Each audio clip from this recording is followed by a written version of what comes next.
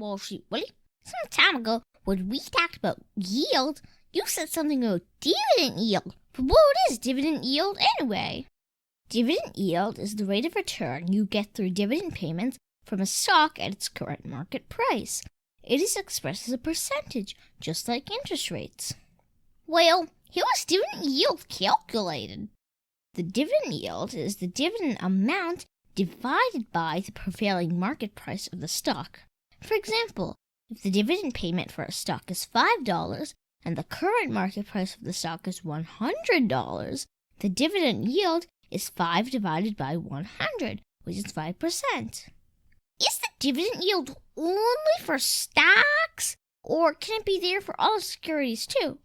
Dividend yield is only for stocks. Bonds do have a yield, but it's different from dividend yield. We have talked about that in detail in another video.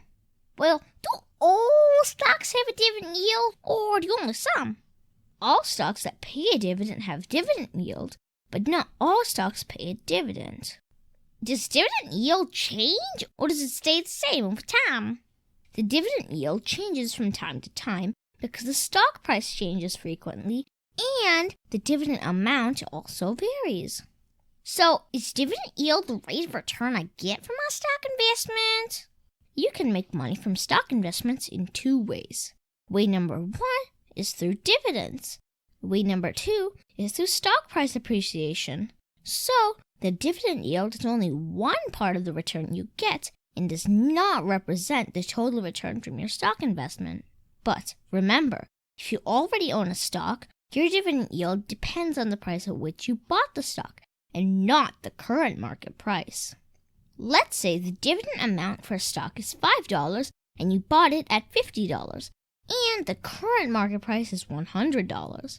In this case, the dividend yield for you is 5 divided by 50, which is 10%, although the current dividend yield is only 5%. Well, should I invest in stocks that have a high dividend yield? Like I said before, dividend yield is only one part of the total return, so while it is a good indicator, it's not the only factor to be considered for a stock investment. For instance, there are companies like Berkshire Hathaway that don't pay any dividend but have shown consistent stock price appreciation over several years. Thank you very much for telling me about dividend yield, Wall Street. You're welcome, Super Cooper. Remember, finance is your friend! Hey, people! If you enjoyed this video or learned something new, please like, share, and subscribe for more Easy Pizza Finance.